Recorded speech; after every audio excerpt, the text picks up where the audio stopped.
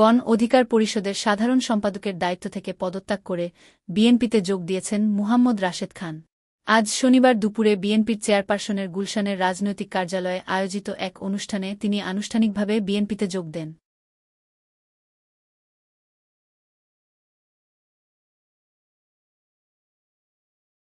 দলীয় সূত্র জানায়, ঝিনাইদহ ৪ আসন থেকে বিএনপির দলীয় প্রতীক ধানের শীষ নিয়ে নির্বাচনে অংশ নেওয়ার সুযোগ পাচ্ছেন রাশেদ খান।